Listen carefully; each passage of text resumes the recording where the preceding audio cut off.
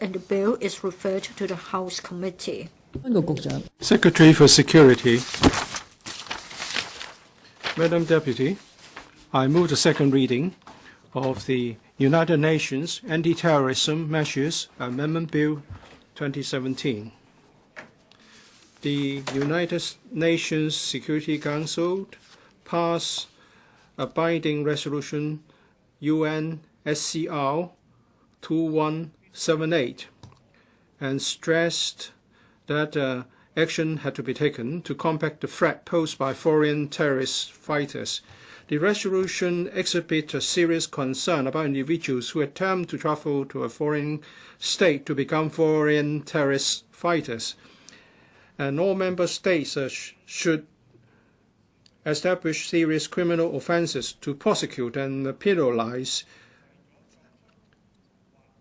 their nationals who are involved in the perpetration, planning, or preparation or participation in terrorist training or financing the travel of these individuals to another country so as to prevent the problem at the earliest possible time. The Central People's Government gave instructions to Hong Kong in October to implement the resolution. On the other hand, the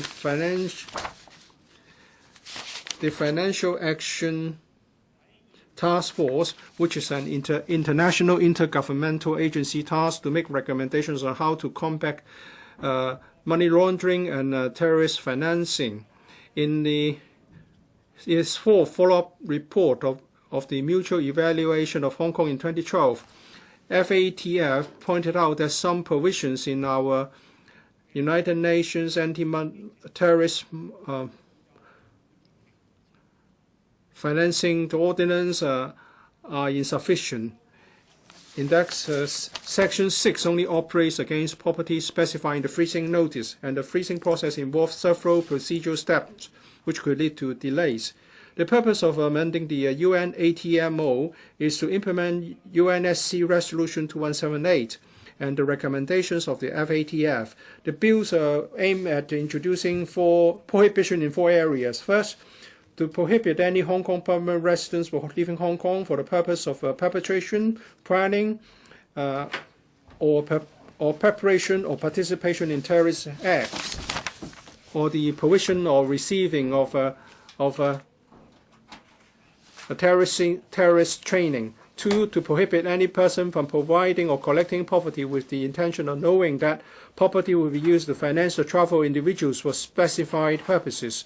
3, to prohibit any person from organizing or facilitating the travel of individuals between states with the intention of knowing that the travel is for specified purposes. 4, to prohibit any person from directly or indirectly dealing with any property, knowing that or being reckless as to whether an individual is a terrorist and the property or terrorist association, or whether the property is specified terrorist property. According to the UN ATMO Section 2, the authorized officers include those officers from the Hong Kong Police Force, the Customs and Excise Department, the Immigration Department, and the ICAC.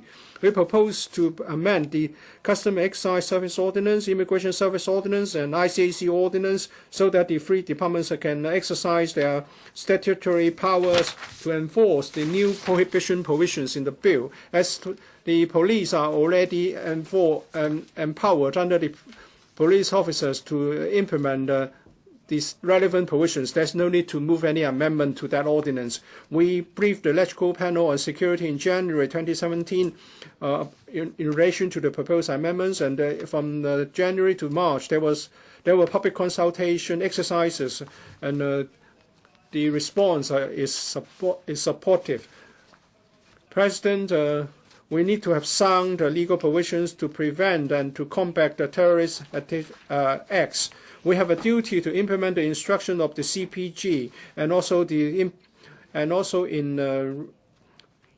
bringing the UN resolution to enforce, as well as to implement the recommendation of FATF.